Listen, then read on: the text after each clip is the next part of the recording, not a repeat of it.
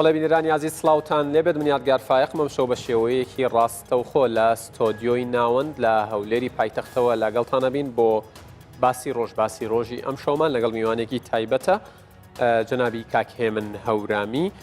ئەندامی سەرکردایەتی پارتی دیموکراتی کوردستان و سەرۆکی لیستی پارتی بۆ هەڵبژاردننی پەرلەمانی کوردستان ئەوەی کە بڕیارە لە سی ئەیلول بەڕێوە بچێت دیارە من مەبەستمە لەگەڵ جەنابیان لەسەر کۆمەڵێک پرس ئەم شەو گفتوگۆ بکەین دیارترینە و پرسانەی قسەی لەسەرەکەین گرنگیە هەڵبژاردنە بە نسبەت هەرێمی کوردستانەوە و گرنگیە هەڵبژاردنە بە نسبەت پارتی دیموکراتی کوردستانەوە هاوکات قسە لەسەرەوەکەین کە ئایا پارتی ڕەهەندەکانی بەرنمەکەی خۆی چییە پرۆگرامی چییە بۆ ئەم هەڵبژاردنەی کە لە پێشمانە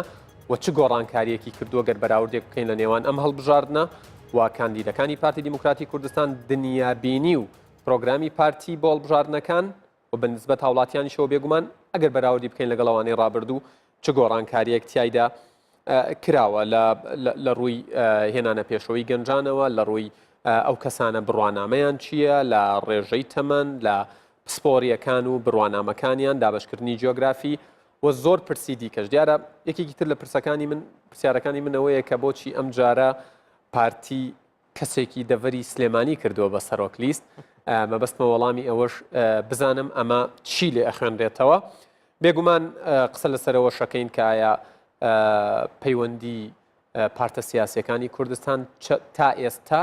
ئەوەی لە ئەرزی واقعدا هەیە چۆنە لە داهاتوو چۆنە بێ و پارتی لە چ لایەنێکەوە نزیکترە و بێگومان قسە لەسەرەوە شەکەین کە ئایا ئەگەری دواخستنی هەڵبژاردن ئەگەرێکی بەهێزە یاخود لاوازە یان مەحاڵە کاگێ منەورامی سەرۆکی لیستی پارتی دیموکراتی کوردستان بۆ هەڵبژاردننی داهاتووی پەرلەمانی کوردستان سڵاوتان لێبێ سوپاس بۆم دەرفەتە ماندوو نەبن هەر بژین گەر لەو پرسیارەوە دەست پێ بکەین کە پرسیارێکی تا ڕادەیەک گشتیە گرنگی ئەم هەڵبژاردنە بە نسبەت کوردستانەوە پاشان بە نسبەت پارتیەوە بەڵێ سپاس بۆ دەرفەتە لێرەوە سڵاو ڕێز و خۆشەویستین بۆ بینەرانی بەڕێز پێشەوەی وەڵامی و پرسیارە بەمەوە من بەڕاستی ئەمەوە لێرە پیرۆزبایەکی گەرم ئاراستەی تێکڕای ئەندامانی پارتی دیموکراتی کوردستان و خەڵکی کوردستان بکەم بە بۆنەی دەرچوونی بەشی هەرە زۆری کاندیدەکانی پارتی لە ئەنجومەنی تەنفیزیەی یەکێتی زانایان یانی ئیسلامی کوردستان کە لە کۆی ئەمڕۆ لە کۆنگرەکەیان لە کۆی 31 ئەندام پارتی توانیوتی 22 ئەندام مسۆگەرکە یەکێتی تەنها 3 ئەندامی پێ دەرچووە یەکگرتووی ئیسلامی 4 ئەندامی پێ دەرچووە کۆمەڵی ئیسلامی 2 ئەندامی پێ دەرچووە ئەمە بۆ خۆی ئاماژەیەکی گرنگە لەسەر پێگەی بەهێزی پارتی لەسەر یەکەمبوونی پارتی و ئێمە بەو ئومێدەین بەو پێگە بەهێزە و بەو یەکەمیە بەهێزەوە لە هەڵبژاردننی سینۆ متمانەی خەڵکی کوردستان بۆ تێکڕای ئەندامانی پارتی لە لیستی پارتی دیموکراتی کوردستان بەدەست بێن و پارتی بە کورسێکی زیاتر بە براوەیەکی بەهێزی یەکەمی هەڵبژاردنەکان دەربچێت بەنسبەت وەڵامی ئەو پرسیاری جەنابەت ئەم هەڵبژاردنانە یەک ئیستیحقاقێکی دیموکراسیە چونکە ئەبوایە پار لە 11 ئەم هەڵبژاردننی پەرلەمانی کوردستان ئەنجام بدرایە بەداخەوە کە لە کاتی خۆیان نەتوانرا ئەنجام بدرێەوە هەموو تێکڕای حیزبەکان لە پەرلەمان کۆدەنگ و لەسەرەوەی کە خولی پەرلەمانی کوردستان بۆ 2 دەورەش درێژ بکرێتەوە بەڵام ئێستا کە سینۆ ئاماژەی پێکراوە ئەمە یەک بۆ وەکو باسمان کرد ئیستیحقاقێکی دیموکراسیە کاتی ئەوە هاتووە کە لە ڕووی قانونیەوە هەم پەرلەمانی کوردستان ماوەکەی بەسەرەچێ و پێویست بەوە کە هەڵبژاردن بکرێتەوە و ئێمە لە 4-5 ساڵی ڕابردووە بەداخەوە لە پەیوەندی حیزبە سیاسیەکان لە شێوازی سیاستکردن و مامەڵەکردنی هەندێک لەوانەی کە لە ناو حکوومەت بوون بەڵام لە پەرلەمان وەکو ئۆپۆزیسیۆن مامەڵەیان لەگەڵ حکوومەت و بەرامبەر بە ڕێکەوتنەکانی پارتیە کرد و دوجاریش لە حاڵەتی جیاوازا بەداخەوە حکوومەتیان بەجێهێشت وەشانیان نایە بەر ئەو مەسئولیەتە گەورە نەتەوەی نیشتیمانیەی کە حکوومەتی هەرێمی کوردستان لە دۆخێکی هەستیارە بەرشانی کەوت بۆیە ئێمە پێمان وایە هەم لە ڕووی ئیستیحقاقی دیموکراسیەوە و هەم لە ڕووی ئیستیحقاقی بەرەو پێشتوونی پرۆسەی گەشەسەنی سیاسی هەرێمی کوردستانەوە و هەم لە ڕووی پرۆسەی ئیستیحقاقی قانونیشەوە کە پێویست بەوەکە هەڵبژاردن لە کاتی خۆیان ئەنجام بدرێ بۆیە ئەم هەڵبژاردانە بۆ گەلی کوردستان بۆ کوردستان گرنگن و بۆ پارتی دیموکراتی کوردستانیش دوای ئەنجامدانی ڕیفراندۆم و دوای بردنەوەی پارتی بەهێزی ڕقەمیەکی کوردستان لە هەڵبژاردنەکانی پەرلەمانی عێراقا وەکو ئیستیحقاقێکی حیزبیش پارتی دیموکراتی کوردستان زۆری لامەبەستە ئەم هەڵبژاردانە لە کاتی خۆیان بکرێ و پارتیش سوور بوو لەسەرەوەی بە هیچ شێوێک نەچێتە ژێرباری هەندێک داخوازی ناڕاستەوخۆی هەندێک لایەن بۆ دواخستنی هەڵبژاردنەکان ئێمە ئومێدمان بەوە هەیە کە پارتی دیموکراتی کوردستان وەکو گەورەترین حیزبی سیاسی کوردستان کە داینەمۆی ئەساسی ئەم پرۆسە دیموکراسی و پرۆسە نیشتیمانی و نەتەوەیە بتوانێت پرۆسەی هەڵبژاردنیش بە سەرکەوتوی تێپەڕێنێت بۆ یەک مەشروعیەتی دەسەڵاتی هەرێمی کوردستان تازە بکرێتەوە مشتوماڵی پێکاتی حکوومەتی هەرێمی کوردستان بکرێتەوە و ئێمە لەگەڵ ئەو هێزولایەنە براوانەی کە باوەڕیان بەوە ئەبێ شەریکی نیوەڕێ نەبن هەم لە حکوومەت هەم لە پەرلەمان هاوپەیمانی ئێمە بن بتوانین بنەمایەکی تۆکمەتر بۆ کابینەی نوێمی حکوومەتی هەرێمی کوردستان دروست بکەین بۆیشان بینە بەر بەردەوامیدان بە پرۆسی چاکسازی لە سێکتەرەکە جیاوازەکانی کاری حکومڕانی لە هەرێمی کوردستانە بتوانین پێکەوە چارەسەرێک بۆ باشترکردنی بژێوی هاوڵاتیان بدۆزینەوە و کێشە سیاسەکانی ناو حکوومەت چارەسەر بکەین. باش کاکێ من ینی بەر لە هەڵبژاردننی عێراقیش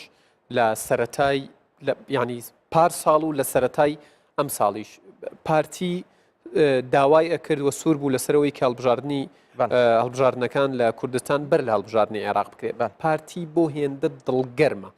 و ئەیەوێت ئەم هەڵبژاردنە ئەنجام بدرێت. دوو هۆکار هەیە ئێمە کە هەندێک هێزولایەن لە کۆتاییەکانی تەمەنی کابینەی هێشتەما کابینی حکوومەتیان بەجێ هێشت و ئیدعای ئەوەیانە کرد کە پارتی دیموکراتی کوردستان لاواز بووە پارتی دیموکراتی کوردستان جەماوەری نەماوە پارتی تەحەدای هەموو لایەنەکانی کرد و داوامان کرد پێش هەڵبژاردنەکانی عێراق با هەڵبژاردننی پەرلەمانی کوردستان بکرێ وەکو چارەسەرێک بۆ ئەو دۆخی کە حیزبەکانی تر ئەویست ئیدعا و پرۆپاگەندەی سیاسی بۆ بکەن قسەیانە کرد لەسەرەوەی کە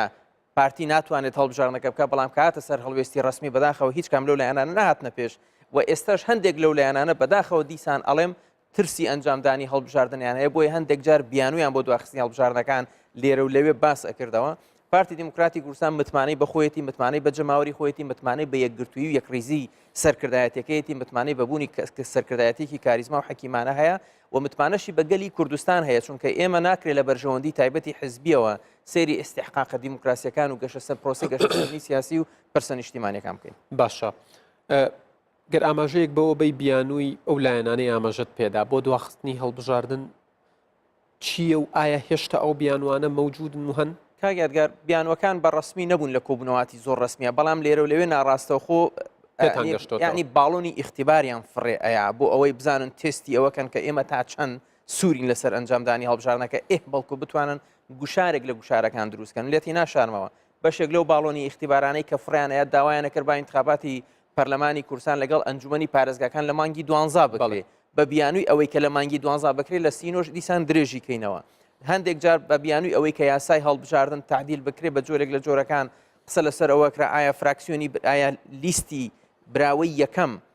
توانای پێکەنانی دەسەڵاتیە بێ یان هاوپەیمانی فراکسیۆنەکان دوای هەڵبژاردنەکان ئەمانە حکوومەت پێک بێن قسە لەسەر ئەم شتانە ئەکرا وەکو بیانوویەک لەو بیانوانەی کە هەوڵ بدرێ هەڵبژاردنەکان نەکرێ یان لێرە و لەوێ باڵۆنی ئیختیباری وایان فڕایە ئەوەی هێشتا حکوومەتی عێراق تەشکیل نەکراوە ئێستا ئەگەر ئێمە لە کوردستان داخلی ململانەی هەڵبژاردن ببین ئەمە کاریگەری لەسەر یەکڕێزی کورد بۆ مامەڵەکردن لەگەڵ مەلەفی عێراقدا ئەنێ ئەم سێ چوار بیانوە بوو کە ئەیانویست هەوڵ بن بە جۆرێک لە جۆرەکان هەڵبژاردننی پێ دوا بخرێ بەڵام پارتی سوور بوو زۆریش بەهێزەوە وەستا لەسەرەوەی کە هەڵبژاردن ئەبێ لە کاتی خۆیان بکرێ ئەگە هەر قسێک لەسەر تعدیلی قانونی انتخابات هەیە ئەتوانی بۆ دەوری ئاوێنی پەرلەمانی کوردستان ئەو کات قسەی لەسەر باشە من بیرمە بەر لە هەڵبژاردننی عێراق ئەو کاتێک کە وادەی هەڵبژاردننی داهاتووی پەرلەمانی کوردستان لەلایەن جەنابی سەرۆکوەزیرانەوە دیاری کرابوو یەکێک لە میوانەکانم لە باسی ڕۆژوتی هەڵبژاردننی عێراق تێستە بۆ یەکێتی و پارتی ئەو وایوت و لەبەر ئەوەی لە هەڵبژاردننی عێراق دڵنیان کە دۆخیان خراپە بێ پارتی وەکێتی بۆی هەڵبژاردننی 30 ئەیلول ناکرێت ئێستاەکان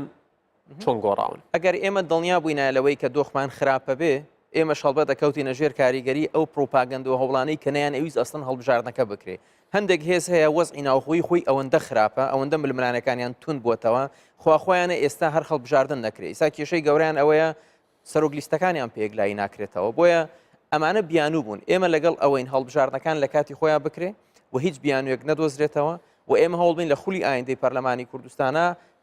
جۆرێک لە ڕێکەوتنی سیاسی هەبێ بۆی بەرنمەکان بۆ 4 ساڵ بن هیچ مدەیانی هیچ بیانوێک بۆ درێژکردنەوە نەکرێتەوە بۆی گەلی کوردستان هەم کەلتورە دیموکراسیەکەی ئەنجامدانی هەڵبژاردنەکان قوڵتر بکرێتەوە زیاتر ڕیشەداکوتێ و هەمیش بتوانرە میکانیزمێک بۆی چاودێری خەڵک و مؤسساتی دەستوری ئەم وڵاتە لەسەر پێکاتی حکومڕانی هەبێت تا خەڵک و پێکاتەکانی ناو دەسەڵات هەست بەو بەرپرسیارەتێ بکەن کە 4 ساڵ جارێک پرۆسەیەک هەیە و لە ئارادایە بۆی بتوانن لە ئاستی باڵای خزمەتگوزاری خەڵکا بن. باشە وردەور دەبینە سەر باسی ڕەهەندەکانی پرۆگرام و بەرنامەی پارتی بۆ هەڵبژاردن با لە باسی گەنجانەوە دەست پێ بکەین قسە لەسەرەوە هەیە کە ئەم 100 کاندیدەی ئێوە ینی ڕێژەیەکی باش و بەرچاوی گەنجی تایە بەڵێ ئەلەم ڕۆوە ئێوە چیتان گۆڕیوە کاگیادگار هەر حیزبێکی سیاسی بێوێ بەردەوام بێ ئەبێ سێ مەرجی سەرەکی بەردەوام لە کاری سیاسی خۆیان جێبەجێ بکە یەکەم ئەبێ گوتارە سیاسەکەی بەرگەی ململانەی گوتارە باوەکانی حیزبەکانی منافسی بگرێ بۆ گوتارێکی باڵای هەبێ ئەبێت جەماوەرێکی بەرفراوانی هەبێ ئەبێت توانای گەیاندنی ئەم وتارە سیاسی لە ناو جەماوەرە بە جیلی گەنجی ناو کۆمەلگاکەی خۆی بگەێنێ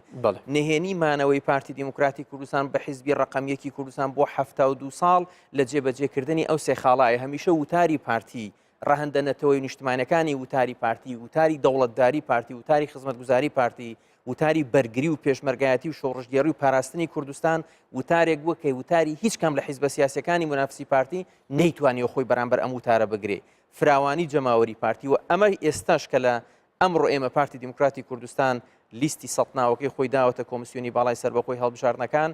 سەرکردایەتی حەکیمی پارتی دیموکراتی کوردستان لەسەر ئاستی جەنابی سەرۆک جەنابی کاگنێچیروان مەکتەبی سیاسی ئێمە سەرکردایەتی ئێمە پاش دیراسەیەکی وردی دیمۆگرافیای دەنگدەر لە کوردستانە کاکە یادگار با من بە سەراحەت پێت بڵێم ئێستا معدلی عمری دەنگدەر لە کوردستان ئەوەی لە هەڵبژاردننی 12 پێنجی ئەم ساڵ بۆ پەرلەمانی عێراق لە زاخۆ تا خانەقین بەشداری کردو لە هەرێمی کوردستانە معدلی عمر 33 ساڵە واتە ڕێژەیەکی زۆری دەنگدەری ئەم وڵاتە ئێستا گەنجن ئەوانە کە تەمەنیان خوار 35 ساڵە بۆیە پارتیش کە توانای خۆنوێکردنەوەی بەردەوامی هەیە بۆی بەردەوامی بەم پرۆسەیە بە پارتی دیموکراتی کوردستان ئەو بڕیارەی وەرگرت دوای زنجیرەیە کۆبوونەوەی مەکتەبی سیاسی و سەرکردایەتی و کۆبوونەوەی جەنابی سەرۆک بە سەرپەرشتی و فەرمانی جەنابی سەرۆک ئەم کاندیدانە ئامادەکران و من لێرەوە بۆ بینەرانی بەڕێزی ڕاگەێنم کە خۆشبەختانە ئەتوانم بڵێم ئێستا معدلی عمری هەموو کاندیدەکانی پارتی ئەمە بە دراسەیەک لامانە 100 کاندیدمان هەیە تەمەنی هەر هەمویان تەوزیعی 100 کورسێکە کراوە معدلی عمری کاندیدی پارتی ئێستا 39 ساڵ و نیوە کە ئەمە معدلێکی یەکجار باشە و ئێمە لە ڕووی پسپۆڕیشەوە ئێستا ئەم لیستەی پارتی دیموکراتی کوردستان کۆمەڵێک پسپۆڕی جیاوازی لە بواری یاسا لە بواری ئابووری لە بواری کارگەڕی لە بواری سامانە سروشتیەکان لە بواری تەندروستی لە بواری پەروەردە کۆمەڵێک مامۆستای ئاینی پسپۆڕی زانستی سیاسی پسپۆڕی ئەو پسپۆرە جیاوازانی کە بەپێی پەیڕەوی ناخۆی هەموارکراوی ئێستای پەرلەمانی کوردستان کە 16 لیژنەی هەیە پارتی دیموکراتی کوردستان لەم کەسایەتیانی کە لەناو ئەم لیستا هەیەی ئەتوانێت بۆ هەر 16 لیژنەکە خەڵکی باشدا بنێ و پارتی دیموکراتی کوردستان لە لیستی کاندیدەکانی خۆی ئێستا 5 کاندید خاوەنی بڕوانامەی دکتۆران 17 کاندید خاوەنی بڕوانامەی ماسترن لە بواری جیاواز 46 کاندید خاوەنی بڕوانامەی بەکەلۆریوسن ئەوانەی تریشکە ماونەتەوە خاوەنی بڕوانامەی دیبلۆمی باڵا و دیبلۆم و ئامادەیەکانن واتە پارتی دیموکراتی کوردستان حسابێکی وردی بۆ دیموگرافیای دەنگدەر بۆ تەوزیعی جوگرافیش کردووە بۆ زانیاری ئێوە لەسەری نەکەش لەسەر ینی دموگرافیای دەنگدەر و دابشکردنی جیۆگرافی کاندیدەکان پێم خۆشە ئەوە زڕونکردنەوەی زیاتر کە ئێمە ئەڵێن دیموگرافیای دەنگدەر مەبەستمان ئەوەیە کە ئێستا ڕێژەی دانیشتوانی هەرێمی کوردستان لە چاو 15 ساڵ 10 ساڵ 20 ساڵ لەمەوە پێشە هەم لە ڕووی عەدەدیەوە گۆڕاوە هەم لە ڕووی جۆریەتیشەوە گۆڕاوە بۆیە پارتی وەکو حیزبێک کە توانای خۆگونجاندنی لەگەڵ پێشکەوتنەکانی کۆمەلگای کوردستانیە هەیە و سەرکێشی ئەم پێشکەوتنانەکە وەکو حیزبی پێشڕەوی کوردایەتی توانیوێتی خۆی لەگەڵ ئەم گۆڕانکاریانە بگونجێنێ بۆیە پارتی دیموکراتی کوردستان لە دیاریکردنی کاندیدەکانی خۆی ئەم گۆڕانکاریانی کۆمەڵایەتی ناو کۆمەلگای کوردستانی لە بەرچاو گرتووە بۆ ئەوەی کاندیدەکان وەڵامگۆی ئەم پێداویستیە دیمۆگرافیانە بێت کە لە ناو کۆمەلگای کوردیا تۆتە ئارا لە ڕووی تەوزیعی جوگرافیشەوە ئێمە پێوەری ڕێژەی تەنزیم لەگەر ڕێژەی دەنگدەری سنووری هەر لەقێک لە دوایین هەڵبژاردنە لە بەرچاو گیراوە بۆی ئەبینیت ڕێژەی کاندیدەکانی پارتی لە ئاستی پارێزگای دهۆک 39 کاندیدن لە ئاستی پارێزگای هەولێر 38 کاندیدن و لەسەر ئاستی پارێزگای هەڵەبجە و پارێزگای سلێمانی 23 کاندیدن ئێمە ئابەم شێوەیە بەگەرمیانیشەوە حتمما بە کەلار و کفری و دەربەندیخانیشەوە ینی ئێمە بەم شێوەیە دابشکراوە ئەوش بەپێی ڕێژەی ئەو دەنگانەی کە پارتی لە هەستنووری هەر لەقێک لە دوایین هەڵبژاردننی پەرلەمانی عێراقا هێناوێتی باشە قسەیەک لەسەر ینی پارێزگای سلێمانی و پارێزگای هەڵەبجە و ئیداری ڕاپەڕین و گەرمیان بکەین قسە لەسەرەوە هەیە کە پارتی لەوێ تەسلیمی ئەمرێکی واقع بووە کە ناتوانێت گەشە بکات ئەمە تا چەندەوایە ئەسڵەن وشەی تەسلیم بوون لە فەرهەنگی پارتیانە کاگیادگەر پارتی هیچ ئەمری واقع قبول ناکاوە تەسلیمیشی نابێ و خۆشی ناچەمێنێ بۆ هیچ ئەمری واقعەکە هەبێ پارتی دیموکراتی کوردستان ئەتوانین بڵین تاکە حیزبی سەرانسەری کوردستانیە کە ئەمیش بەرهەمی شۆڕشی ئەیلولی مەزن و مەلا مستەفای بارزانی نەمرە بەوەی کە توانیوێتی شۆڕشێک و حیزبێکی سەرانسەری کوردستانی دابنێ و کورد لەم پەرتەوازەی شوناسە بچووکەکانی لۆکاڵیە جوگرافیە جیاوازەکانی سەردەمەکانی پێشخۆی دوای خۆشی ڕزگار بکە. ئێستا ئەگەر سیرکەی پێکاتی پارتی دیموکراتی کوردستان پێکاتەیەکی تەواو کوردستانیانەیە، تەواو فرە ئاینیە، تەواو فرە نەتەوەشە. ئەمە بۆ خۆی سروشتی پارتی دیموکراتی کوردستانە، بۆیە لای پارتی ئاساییە کادرێکی پارتی لە سلێمانی بەرپرسی پارتی بێ لە دهۆک، کادرێکی زاخۆی پارتی مەسوولی کفری بێ، مەسوولی کەلار بێ، یەکێکی پێنجوێن لە شیلاتزێ بێ، یەکێکی مەخمور لە شنگار بێ. لەناو پارتی دیموکراتی کوردستانە مادەم حیزبێکی سیاسی کوردستانی نیشتیمانین، ئەمە لای ئێمە ئەساسە نەک جیاوازبوونی جوگرافیەکەی. بۆیە پارتی دیموکراتی کوردستان نە ئەو واقعە لە سلێمانی قبوڵەکە، چونکە بەشێک لەو ئیرهابە فکری لە سلێمانی هەیە بۆ چاندنی ئەو تۆوەیە کە پارتی تەسلیمی ئەو ئیرهابە فکری و ئەو واقعە بێسەروبەرە بێت کە بەداخەوە ئێستا لەو سنوورە هەیە. چیتان کردو بۆ ئەوەی تێیپەڕێنن یا بیشکێنن خەرقیکەن؟ ئێستا ئەگەر تێبینی بکەی ئێمە زنجیرەیە گۆڕانکاری کراوە. بەڵێ مەسەلەن بۆ نمونە کۆمەڵێک گەنج کراونەتە بەرپرسی لەق لە سنووری پارێزگای سلێمانی کە ئەمە ئومێدێک بە قاعیدەی جەماوەری پارتی دیموکراتی کوردستان ئەیە. ئاڵوگۆڕێک لە ئاڵوگۆڕەکان کە کراون بە معنای ئەوە نییە کە باش هێنرا و خراپ لابراوە. ئێمە هەر کاتێک پێویستی کردبێ سەرکردایەتی گۆڕانکاری لە ئیشی خۆیان ئەکا، گۆڕانکاری لە شێوازی کاری لەقەکان و بەرپرسیارەتەکانە ئەکا. و ئێمە لەم هەڵبژاردنەشە ئەیبینی بەرنمەیەکی وردی تۆکمەی کامپێنی هەڵبژاردن بۆ ئەو سنوورە دائەندرێ و بە چڕوپڕیش ئیشی لەسەرەکرێ. و من زۆر دڵنیام ڕێژەی دەنگەکانی پارتی ئەم جارە لە سنووری پارێزگای سلێمانی بەدەر لەو تەزویرەی لێمان کرا لە هەڵبژاردنەکانی پەرلەمانی عێراقا، ڕێژەی دەنگەکانی پارتی ئەم جارە لە سنووری پارێزگای سلێمانیە باشتر هەڵەکشێ. زۆر وترا کە ئەنجامدانی ڕفراندەمی سربەخۆی لە 25 ئەیلول لەبەرەوەی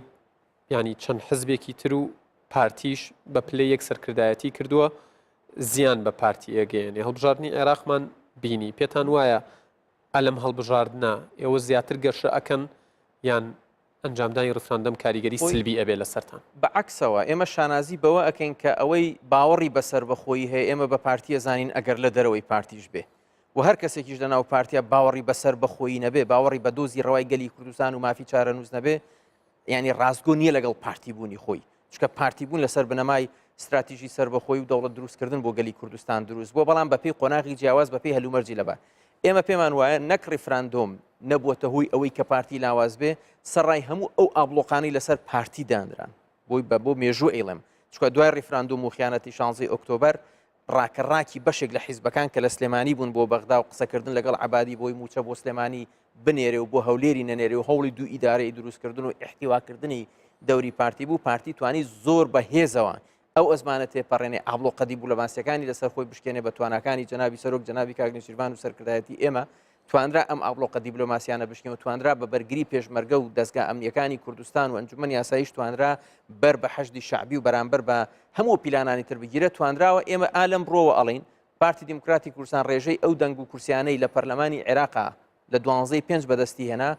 بەشی هەر زۆری بەشداری پارتی لەم هەڵبژاردنانە بۆ ئەوە بوو بیسەلمێنێ کە پارتی نەک نەشکاوە بەڵام بە بەهێزیش ئەتوانێت بێتەوە مەیدان. لەم هەڵبژاردنەی سینۆشە پارتی دیموکراتی کوردستان ئێمە زۆر دڵنیان لەوەی ڕێژەیەکی باش لە دەنگەکانی خۆی لە چاو 12/5 ئەباتە سەر، چونکە هەم ئوسلوبی کامپینی هەڵبژاردننی جیاوازە بێ و من ئێستا ناچمەوێ نامە بچمە ناو هەندێک لە وردەکارەکانی دڵنیایی ئەدەینە هەموو جەماوەری پارتی کە ئەبێت زۆر بە گوڕوتینتر بێنە مەیدان بۆ ئەوی بتوان سەرکەوتنێکی گەورەتر مسۆگەرکرێ بۆ پارتی دیموکراتی کوردستان. پاشا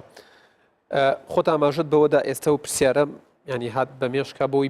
بیریشم نەچێتەوە بە سەریان نەچین. وتت ڕێژەی تەمەەن 39 ساڵ و نیوە لە ناو سەدکاندی دەکا. ئەمە گلەیی و نیگەرانی ئەوەی لە ناو بنکەی جەماوەری پارتی بەوانەشی کە دێرینن دروست نەکردووە کە پارتی پشتی کردوتە ڕابردوو؟ پارتی دیموکراتی کوردستان حزبی دوێنێ و ئەمڕۆ سبەینێ، ینی هەمیشە پارتی زنجیرەیە کە ئەم ئەڵقانە پێکەوە ئەبەستێتەوە. ئێمە گەر دوێنێمان نەبووە ڕابردوومان نەبووە نەمانەتوانی ئێستامان هەبێ. ئەگەر ئێستامان باش نەکەین سوود لە وانەکانی ڕابردوو وەرنەگری ناتوانین لە ئایندا بە بەهێزی بمێنینەوە. من باسم کردوتم معدەلی عمر ئەوەندەیە لە ناو پارتی دیموکراتی کورد لەبەرەوەی دیموگرافیای دەنگدەر ئێستا لە کوردستان کاگەر بۆ زانیاری جەنابەت ئێستا تقریبا 67 لە سەدی خەڵکی کوردستان تەمەنیان خوارد 35 ساڵە. یعنی ئەمە دیموگرافیای کوردستانەکە. کەواتە پشتان نەکردوتە ڕابردوو بەڵام ڕووتان کردوتە داهاتوو؟ ئێمە پشت بەستن بە ڕابردوویەکی پڕ لە دەستکەوتی پڕ لە سەروەری بە ئێستایەکی بەهێز ئەمانەوەی ئایندەیەکی پڕ لە سەروەرتر و بەهێزتر بۆ نەوە جیاجیەکانی کوردستان و بۆ نیشتیمان و بۆ نەتەوەکەمان بینینە ئارا. پارتی حیزبێکە هەمیشە ڕووی لە ئایندەیە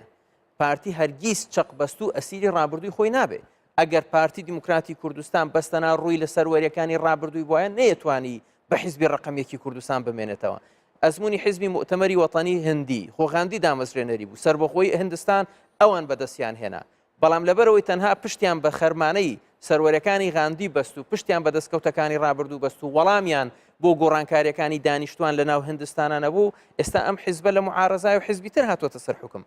حرەکەی فتح لە فەڵەستین ئەمان ئەو ئەحزابانە کە هاوشێوەی ئێمن بۆیە پارتی دیموکراتی کوردستان بە سوودوەرگرتن لە ئەزمموی حیزب هاوشێوەکانی خۆی بە سوودوەرگرتن لە قۆناغە مێژوویەکانی خەباتی خۆی لەگەڵ ئێستا و ئایندەشا ئەگونجێنێ و ئەمەش بۆ خۆی سەروەریەکی ترە بەوەی کە ئەوانەی لە ڕابردووە ئێمەیان پەروەردەکرد مامۆستاکانی ئێمە گەورەکانی ئێمە لە ئاستی سەرکردایەتی ئەوانەی ئێستا لە سەرکردایەتیان ئەوانەی پێشتر لە سەرکردایەتیان جۆرێک لە دڵ یعنی لە باوەڕ بەخۆبوونیش بەوانەیە کە ئەم پرۆسەی پارتی دیموکراتی کوردستان لە دەستێکی ئەمینە ئەبێ و بەردەوامە بێ چکە بۆ پارتی سەری 6 ساڵ و 7 ساڵ و 8 ساڵی ئایندەکە پارتی بەستەنا بۆ 4 ساڵ سیاست ناکە باشە ئەو پرسیارەی کە سەرۆکی ینی قسە زۆر لەسەرەوە کرێم هەڵبژاردنە بە نسبەت تەواوی پارتە سیاسیەکانەوە هەڵبژاردنێکی چارە نووسازە بۆیە ئەبینی هەندێکیان تا ئێستا ببوورە قەلقن لە دانانی سەرۆکی لیستەکەش چاوەڕی لایەنی بەرامبەرەکەم زان ئەو کێدانی ئەمانێکێکی لەو بەهێزتردا بنێن واتە بە نسبەت هەموویانەوە گرنگە پارتی دیموکراتی کوردستان چۆن بوو بڕیاردرا کە کەسێک کە لەسەر دەڤەری سلێمانی هەژمارەکرێ بکرێ بە سەرۆکی لیستەکە جەنابتان مەبەست کاگەر ئێمە هەمومان پێشمەرگەی جەنابی سەرۆک و سەرکردایەتی خۆمانین هەر هەواڵێکی تر هەر برایەکی تر هەر خوشکێکی تر لەناو ئەنجومەنی سەرکردایەتی پارتیا جەنابی سەرۆک مەکتەبی سیاسی سەرکردایەتی ئەمری پێ بکە لای ئێمە وەکو یەک وایە ئێستا ڕۆژی یەکشەمە دواوادەی با بڵین تەسلیمکردنی لیستەکانە یعنی ئێمە یان هەر کەسێکی تر لەناو پارتیا ئێمە ئەمری سەرکردایەتی خۆمان و سەرۆکی خۆمان جێبەجێ ئەەکەین بە هەر شتێک بێ لەناو پارتی دیموکراتی کوردستان ئەوە تەبیعەتی حیزبیانی پارتی دیموکراتی کوردستانە بۆیە بە شانازیە وەڵێم تاکە حیزبێک لە کوردستانە خەسائیسی حیزبی سیاسی هەبێت تەنها پارتی دیموکراتی کوردستانە بە شانازیەوە قسە یەکەم ئەم بابەتەش ئەمە وەڵامێکە بۆ هەموو ئەو دۆنگەیانەی کە ئەیانوت پارتی ناتوانێت لە دەڤەری سلێمانی کەسێکی قیادی هەبێ پارتی ئەو ئیرهابە فکری کە پێی وابوو پارتی تەنها ئەبێ حەسر بکرێت لە مەنتیقەیەکی ترا بەعکسەوە پارتی دیموکراتی کوردستان حزبی تەواوی کوردستانە و هەر کەسێک لەناو پارتیا سەرۆکایەتی لیستەکە بکە پێشمەرگایەتی ئەو لیستە ئەکا ئەنی ئەمە ئیمتیازێک نییە کە من پێم وابێت تەواو مادام سەرۆکی لیستی هەموو شتێک بینە بەو شێوەیە ئێمە ومان پێشمەرگەی جەنابی سەرۆکین بۆ هەر ئەمر و فەرمانێکە بێ ئێمە و ئەمرانە جێبەجێەکەین باشە ئاماژەم بەوەدا کە پارتە سیاسیەکان بەهێزەوە هاتوونەتە ناو ئەم هەڵبژاردنەوە ئەم هەڵبژاردنە ئەکرێت چی بگۆڕێت ئەم هەڵبژاردنە ئەکرێ قەواعیدی لوعبەی سیاسی لە کوردستانە بگۆڕێ مەسەلەن ئەکرێ پێگەی حیزبەکان پێناسەی حیزبەکان لە لای خەڵکو و بۆ خۆیان و پەیوەندی خۆیان بە خەڵکەوە دووبارە دابڕێژێتەوە بەو سنگانەی کە ئێستا چکە لە پارتی هەموو حیزبەکانی تر تووشی جۆرێک لە پەردبوون هاتوون تووشی جۆرێک لە کێشەی ناوخۆیی هاتوون و ئەمە کاریگەری هەبوو لەسەر حتا سەقامگیری سیاسی لە پەیوەندیەکانی ئەم حیزبانش بە پارتی دیموکراتی کوردستانەوە کاریگەری لەسەر خیتابی ئەم حیزبانە هەبووە قاچێکیان لە حکوومەت و قاچێکیان دژی حکوومەت بووە بۆیە ئەم هەڵبژاردنە ئێمە پێمان وایە خێر نەخشەیەکی سیاسی تازەتر هێنێتە ئارا کەوا ئەکات بەعکسی هەوڵەکانی ڕابردوو لەسەر دروستکردنی حکوومەتێکی بنکەفراوان ئێوە لەگەڵ حکوومەتی بنکەفراوانی من بە سەراحەت پێتەڵێم هێشتا زۆر قسە لەسەرەوە بکەین کە ئایا لەگەڵ حکوومەتی بنکەفراوانە بین یان لەگەڵ حکوومەتێکی هاوپەیمانی ئەبین و ئۆپۆزیسیۆن لە کوردستانە دروست بێتەوە ئێمە ئەڵێن ئەم هەڵبژاردنە نەخشەیەکی سیاسی ئەهێنێتە ئارا کە ئێمە بەپێی قەواعیدی تازەی ئەم نەخشە سیاسی ئەبێ هاوکێشەکانی حکومڕانی لە کوردستانیشا هاوپەیمانەتی پارتی لەگەڵیانەکان چکە ناکرێ هێزێک لەگەڵ ئێمە ڕێککەوتن بکە پۆستی وەزارەتی پێ بدرێ بەڵام فراکسیۆنەکەی لە پەرلەمان دژی سەرۆکی حکوومەت و کابینەکەی بێ بینیمان ئێمە لە ڕۆژی سوێند خواردنی ئەم کابینەیە ئەو هێزانەی ئێمە ڕێککەوتنمان لەگەڵا کردوون بەشێک لە ئەندامەکانیان لە فراکسیۆنەکان دژی کابینەی ئەو حکوومەتەی کە خۆیان وەزیران هەبوو دژی ئەم کابینێ دەنگیان ناوە بۆی ئەم نەریتە نابێت دووبارە ببێتەوە ئێمە پێمان وایە ئەبێت ئەم هەڵبژاردنە جارێکی تر سەقامگیری بۆ کوردستان بێنێتەوە مەشروعیەتی دەسەڵاتی سیاسی کە گەلی کوردستان ئەیبەخشێت تازە بکرێتەوە و بتوانرێ ئەو هێزانەی کە باوەڕیان بەوە هەیە سەقامگیری هەبێ پێکەوەژیان هەبێ ئاشتی هەبێ بتوانین پێکەوە مشتوماڵێکی دامەزراوی خۆمان بکەینەوە سەرچاوەکانی داهات و کۆمەڵێک لەو پرۆژانەی کە لە بەردەستی حکوومەتی ئایندا ئەبن بتوانرێ ئەمان ڕێک بخرێتەوە بۆی کاریگەریکی پۆزتیڤتر لەسەر بژێوی ژیانی هاوڵاتیان دابنێ ئەمە ئەکرێتۆرێک لە سەقامگیری سیاسی هەڵبژاردنە بە نسبەت دنیابینی پارتیەوە چی لە دۆخ و گوزەرانی هاوڵاتیانە گۆڕێت کاگیادگار ئێمە ئێستا پێش چەند ڕۆژێک لە سنتەری توێژینەوە و دراسات و ئەکادیمیای پارتی کۆبوونەوەیەکمان هەبوو لەسەر ینی لەسەر گفتوگۆکردن لەسەر ڕەهەندە گشتیەکانی بەرنامەی پارتی بۆ حکوومەتی ئایندە چۆنە بێ بەڵام ئەمە هێشتا ڕەشنووسە و تەواو نەبووی بە ناچمەوە ناوردەکارەکانی بەڵام ئەتوانم سێ ئەدرێسی جیاوازت بەمێک کە ئەمە سێ ستونی سەرەکین لە بەرنامەی پارتی دیموکراتی کوردستان یەک ڕەهەندی نیشتیمانی و نەتەوەیی و پاراستن و بەرگەریکردنە لە کوردستان چونکە ئەمە یەکێکە لە استراتیژە گەورەکانی پارتی دوو ڕەهەندی سەقامگیری و ئاسایشی کوردستان و پاراستنی لە هەموو مەترسیەکان سێمیش ڕەهەندی پێشکەوتن و باشترکردنی بژێوی خەڵکو و بەردەوامیدان بە پرۆسی چاکسازی کە ئێستا حکوومەت ئەم کابینەی هەشتم لەگەڵ بانکی نێودەوڵەتی و لەگەڵ کۆمەڵێک لە ڕێکخراوی تەرخەریکن پرۆسەکە و ڕەشنووسی پرۆژەیەکی چاکسازی لەناو پەرلەمانیشا هەیە و داڕشتنەوەی دەستور و کۆتایی هێنان بەبوونی دەستورێک بۆ هەرێمی کوردستان لە خولی ئایندەی پەرلەمانی کوردستان چونکە تا ئێستا ئەم وڵاتی ئێمە دەستورێکی نییە ئەمانە تقریبان ئەتوانم بێتڵم بەلامحی ئەساسی بەرنامەکەی پارتی دیموکراتی باش کاگێ من دوو خولەکم ماوە و 4 پرسیاریشم ماوە بۆ یەگەر زۆر بە کورتی وەڵام بیتەوە سپاس دەکەم هەر بژیت بۆچی هەڵبژاردننی سەرۆکی هەرێم لەگەڵم هەڵبژاردنە دانەنرا لەبەرەوەی ئێمە ئامادە بووین بە پێی یاسای ژمارەیەکی ئەموارکراوی سەرۆکایەتی هەرێمی ساڵی 2005 کە سەرۆک ڕاستەخۆ لایەن گەلەوە هەڵبژێدرێ ئێمە ئامادە بووین بەوە بکەین بەڵام لایەنەکانی تر ڕێی جیاوازیان لەسەر میکانیزمی هەڵبژاردننی سەرۆکی هەرێمە بوو جۆرێک لە ڕێکەوتنمان کردووە کە ڕێککەوتن و سازانێکە بێت لەسەر ئالەتی پرۆژەی هەڵبژاردننی سەرۆکی هەرێم یان لەسەر هەر خودی پرۆسەکە ئەکری ئەمە لە خولی ئایندەی پەرلەمانە یان هەموار بکریان لە دەستورە ڕێبکرێت باشە لە یەکێتی نیشتیمانی کوردستان لە پارتەکانی دیکە نزیکترن ئێمە طبیعت ینی ئەمە ئەمریکی واقع لە کوردستانە تا ئێستا ئەو پارتانی تر لە سنووری سلێمانی نەیانتوانێت ببنە بەدیلی یەکێتی نیشتیمانی کوردستان وەک چۆن یەکێتیش نەیتوانی و نەخشتوانێت بەدیلی پارتی بدۆزێتەوە ئێمە هەوڵین لەگەڵ یەکێتی لەگەڵ لایەنەکانی تریش لاپەڕەیەکی تازەمان هەبێ بەڕاستی کە لەسەر بنەمای ململانەی سیاسی بێ نەک ڕقوقینەی سیاسی ئێمە حەزەکەین لە سیاسەتی پەروەردا لە سیاسەتی ئابووری ئەگەر لایەنێک بەرنامە و سیاسەتێکی باشتری لە پارتیە بەوە ململانەی ئێمە بکە باش وەکو دەرئەکەوێت لە ظاهرە پەیوەندی پارتی و هەندێک پارتی سیاسی بەبێ ناوهێنان پەیوەندیەکی باش نییە ئەوەی وا دەرئەکەوێ لە بنەڕەت داوایە بەداخەوە بە پێی ئەزمموی 4 ساڵی ڕابردوو پەیوەندیەکان هەڵبەز و دابەزیتیا بۆ بەڵام وەکو من باسم کرد دەرگای ئێمە کراوەیە و ئێمەمانوی لاپەڕێکی تازە لەگەڵ هەموو هێزولایەنە سیاسیەکان لەسەر بنەمای باوەڕبوون بەکاری پێکەوەی هەبێ بۆی سەقامگیری بۆ پێشەوە ئێمە هەوڵین بیبینە پێشەوە وەڵام لەسەر بەڵێ یاڕیان تاو ینی دەدەت شکێ وەڵامەداتەوە بەداوای لێبوردنەوە ئەگەری دواخستنی هەڵبژاردنەکانەیە ئەوەندەی پارتی سوورە لەسەری نەخێر بەڕێز کاکێ من هەورامی ئەندامی سەرکردایەتی پارتی دیموکراتی کوردستان و سەرۆکی لیستی پارتی بۆ هەڵبژاردننی داهاتووی پەرلەمانی کوردستان زۆر سوپاس بۆ زانیاریانە سوپاس بۆ دەرفەتێ بێمەتان بەخش هەر بژێن بینەرانی ئەزیز سوپاس بۆ تەواوی هاوکارانم لە ستۆدیۆی ناوەند ڕێزی یادگار فایق قبول بکەن تا باسی ڕۆژێکی دیکە ئێوە و کوردستان لە ئەمانەتی خوادا بن کاتێکی خۆش